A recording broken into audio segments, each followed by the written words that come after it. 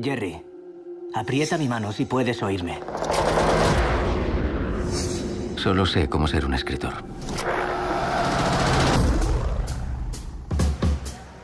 No existe en el mundo nada más sagrado que un relato. ¿Qué opina de eso, señor Salinger?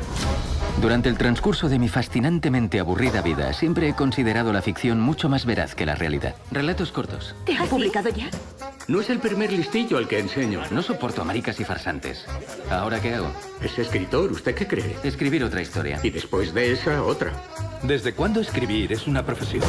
Y después de esa, otra. No sé si estoy hecho para esto. Quizá no.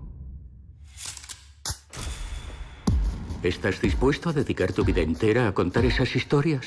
No hay nada de malo en bajar el nivel de vez en cuando. Intenta ser listo en cada página. No suena real. ¿Qué te hace pensar que tienes algo que decir a la gente? Pueden cautivar a la gente, conmoverla. Quiero escribir cuentos veraces. Por el mejor estudiante que he tenido, sobrevive. Al héroe de guerra no siempre se le homenajea. A veces se vuela la cabeza. Aguanta estos periodos de sequía. Creo que Holden Caulfield es una novela. No, no puedo escribir una novela. Holden Caulfield se merecería un libro entero.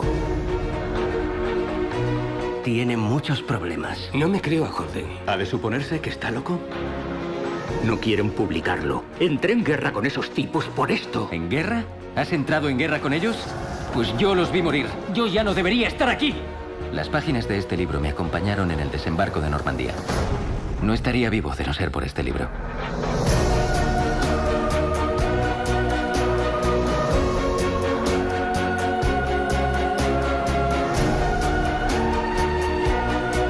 Tú eres Holden Caulfield, ¿verdad?